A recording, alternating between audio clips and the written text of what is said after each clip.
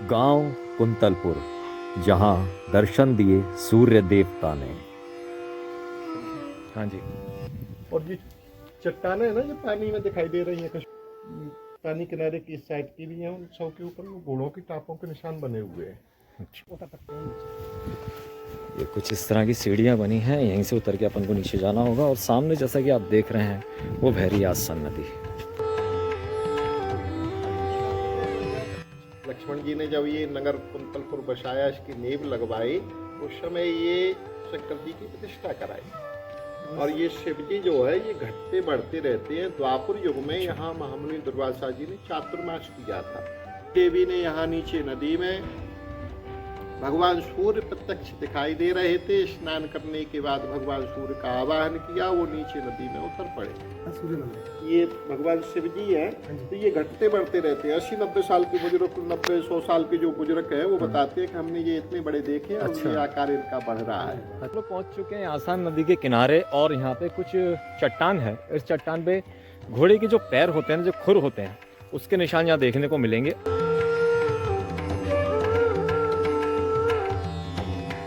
दोस्तों नमस्कार, मैं डेविड ग्वालियर आपका फिर से स्वागत करता हूँ अपने एक और नए वीडियो में। और ग्वालियर से हम लोग सफ़र करके पहुँच चुके हैं अभी कुंतलपुर गांव में। निवासी हैं हमारे भाई। अपना नाम बता दीजिए भैया। मेरा नाम संपत कुशवाहा है। ये संपत कुशवाहा जी हैं, यहीं के निवासी। इनसे कुछ जानकारी लेते हैं और फिर आगे चलेंगे, आगे बढ़ेंगे। क्या स्थान है, सारी जानकारी आज के इस वीडियो में। थोड़ा बहुत बता दीजिए, इस गाँव को कुंतलपुर क्यों कहा जाता है। ये कुंती का मायका है।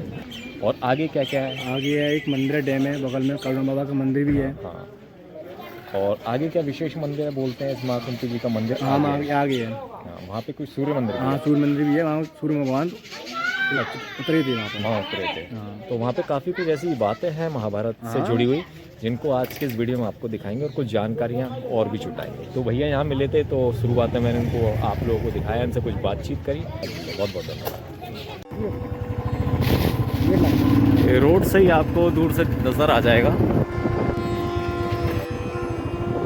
ये कुंतलपुर गांव जिला मुरैना में ही पड़ता है। फाइनली हम लोग इस मंदिर में प्रवेश कर चुके हैं और चलिए आपको दिखाते हैं। तो ये है दोस्तों मंदिर, और यहाँ पे मौजूद है माँ कुंती जी की प्रतिमा। अब इस वीडियो के माध्यम से दर्शन कर सकते हैं। और साथ ही साथ बगल में भी एक और मंदिर है, जिसमें आप देख सकते हैं भगवान श्री राम, लक्ष्मण जी और माँ सीता जी की प्रतिमा भी मौजूद है। और कुछ इस तरह से यहाँ पे सजाया गया है, काफ़ी सुंदर दिख रहा है ये। और इसी कक्ष में, इस मंदिर में मौजूद है वह शिवलिंग।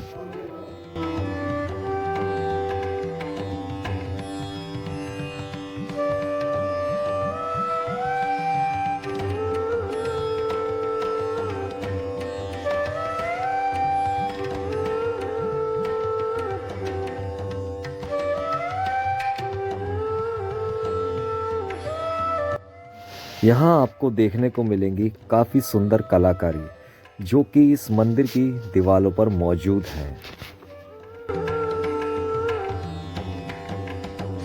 यहाँ की जानकारी जुटाने की कोशिश करी हमने यहाँ मौजूद पुजारी जी से।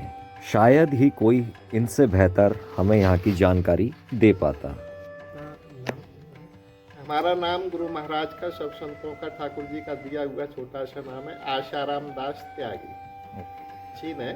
ये शिव जी जो है, ये शिव जी की प्राण प्रतिष्ठा बताते हैं कि लक्ष्मण जी के हाथ की है। लक्ष्मण जी ने जब ये नगर कुंतलपुर बसाया, इसकी नींव लगवाई, उस समय ये शंकर जी की प्रतिष्ठा कराई। और खुदाई हुई थी, उसमें कुछ 125 राजाओं के, नागवंशी राजाओं के जो है सिक्के मिले थे। मतलब नागवंशियों का राज भी हुआ। हाँ, नागवंशी राजाओं का राज्य रहा है पहले।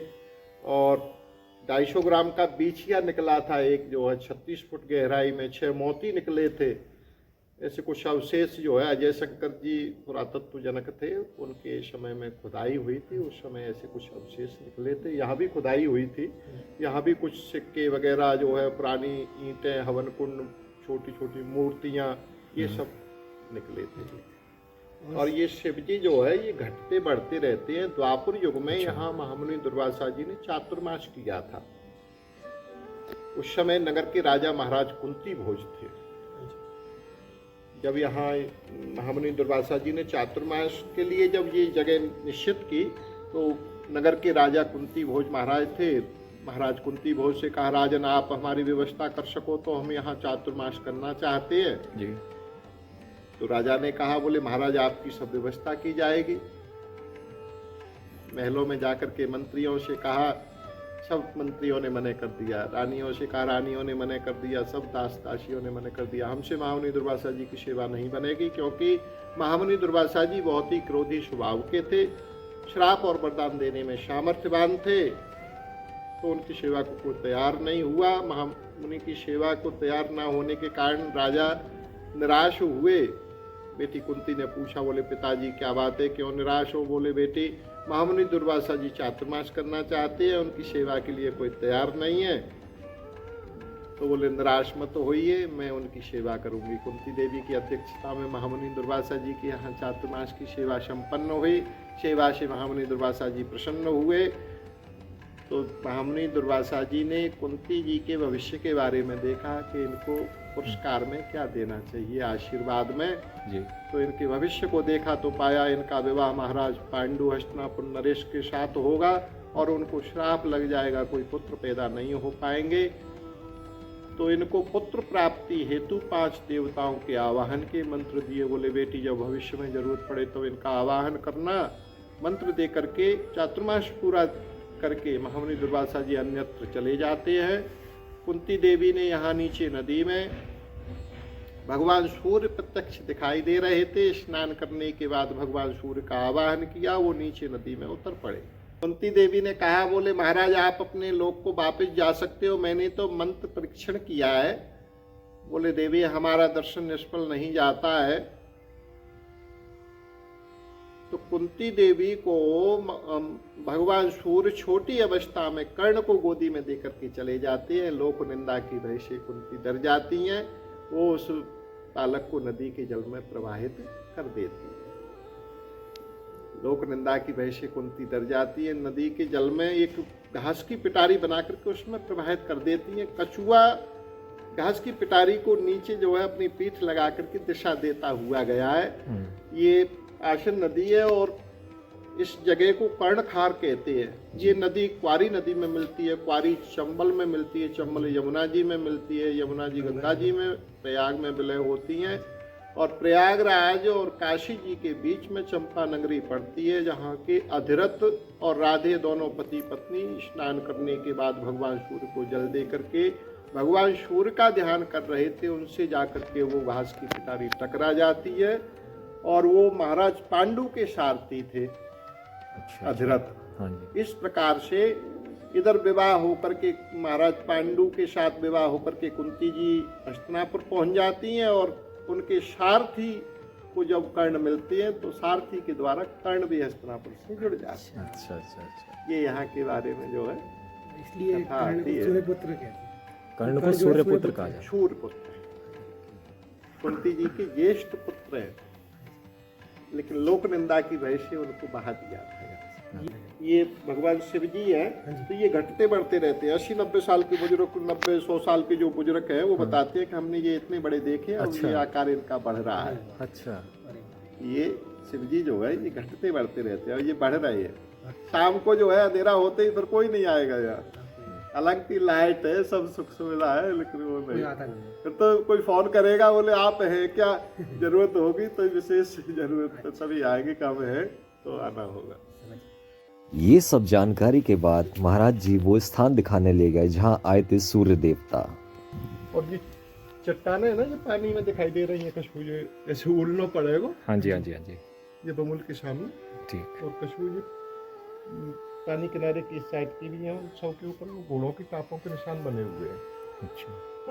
पहली बार कुछ ज्यादा बने वो क्षेत्र जिसमें डूब में साइड में जैसे बने हैं, वो क्षेत्र ये स्टेप डैम बनने की वजह से डूब में आ गया।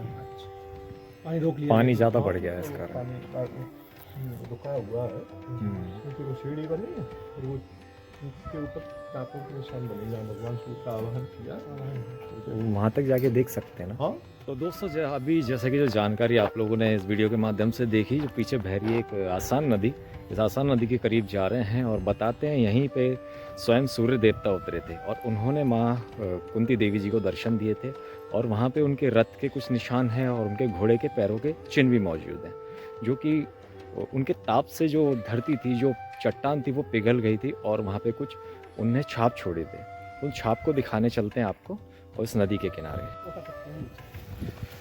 ये कुछ इस तरह की सीढ़ियाँ बनी हैं, यहीं से उतर के अपन को नीचे जाना होगा और सामने जैसा कि आप देख रहे हैं वो बह रही है आसान नदी। हम लोग पहुँच चुके हैं आसान नदी के किनारे और यहाँ पे कुछ चट्टान है। इस चट्टान पे घोड़े के जो पैर होते हैं ना, जो खुर होते हैं, उसके निशान यहाँ देखने को मिलेंगे और कुछ निशान नदी के बीच में है जो कि इस वक्त डूब चुके हैं, क्योंकि यहाँ पे आगे एक स्टॉप डैम बना दिया गया है, जिसकी वजह से ये पानी का बहाव मतलब लेवल काफ़ी बढ़ गया है। तो वो जो चट्टान है मेन वाली, वो पानी में डूबी हुई है।